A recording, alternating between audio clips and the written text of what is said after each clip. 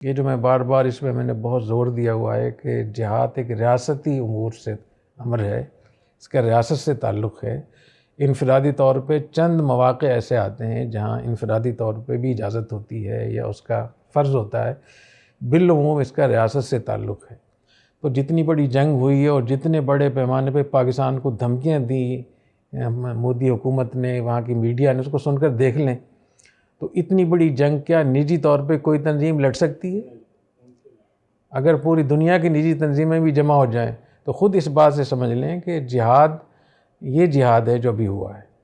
اور اگر ریاست کی اجازت سے ہو، کوئی رضاکار ہوں، کوئی گروپ ہوں تو وہ تو الگ بات ہے، لیکن بالعموم یہ ریاست سے تعلق ہے اس کا۔ اور اس جنگ نے یہ بات ثابت کی ہے کہ جہاد اور مجاہد کا جو صحیح مصداق ہے وہ ہماری افواج ہیں اور ہماری فوج کا نظام ہے۔ اور جہاد میں حصہ لینے کا سب سے بہتر طریقہ ہے کہ آپ فوج میں شامل ہو جائیں اور وہاں جا کر اپنے جذبے کو آپ اس پہ عمل کریں، تو یہ سب سے بہتر طریقہ ہے۔ اور جو لوگ فوج میں نہیں جا سکتے وہ بھی جہاد میں حصہ لے سکتے ہیں۔ جاہدوا باموالکم وانفسکم والسنتکم، تو مال سے بھی جہاد کریں، اپنی جان سے بھی جہاد کریں، اپنی زبان سے بھی جہاد کریں۔